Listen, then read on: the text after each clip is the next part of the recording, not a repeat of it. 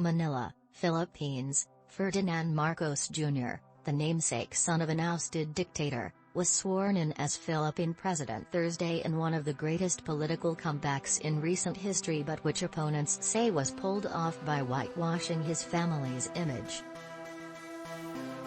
His rise to power, 36 years after an army-backed people power revolt booted his father to global infamy, upends politics in the Asian democracy, where a public holiday, monuments and the Philippine Constitution stand as reminders of his father's tyrannical rule.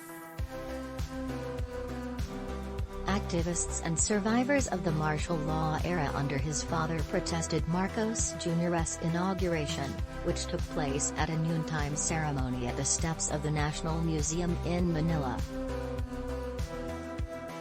Thousands of police officers, including anti-riot contingents, SWAT commandos and snipers, were deployed in the Bayside tourist district for security. Chinese Vice President Wang Qishan and U.S. Vice President Kamala Harris' husband, Emhoff, were among foreign dignitaries attending. "Wow, is this really happening?"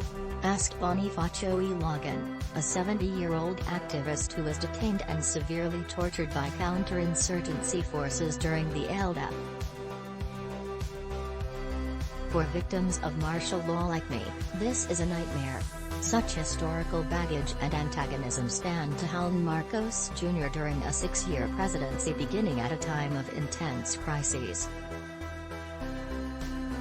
The Philippines has been among the worst-hit countries in Asia by the 2-year coronavirus pandemic, after more than 60,000 deaths and extended lockdowns sent the economy to its worst recession since World War II and worsened poverty, unemployment and hunger.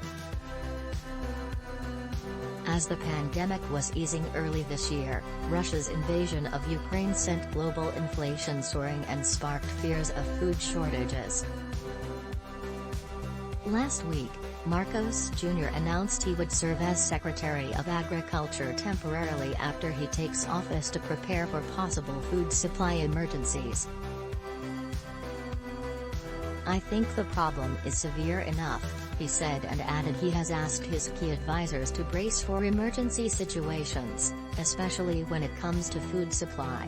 He also inherits decades-old Muslim and communist insurgencies, crime, gaping inequality and political divisions inflamed by his elect. Congress last month proclaimed his a landslide victory, as well as that of his running mate Sara Duterte, the daughter of the outgoing president, in the vice presidential race. "I ask you all, pray for me, wish me well.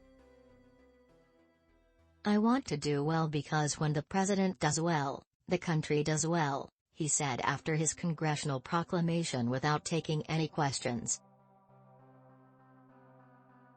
Marcos Jr. received more than 31 million votes and Sara Duterte more than 32 million of the more than 55 million votes cast in the May 9th election, massive victories that will provide them robust political capital as they face tremendous challenges as well as doubts arising from their father's reputa.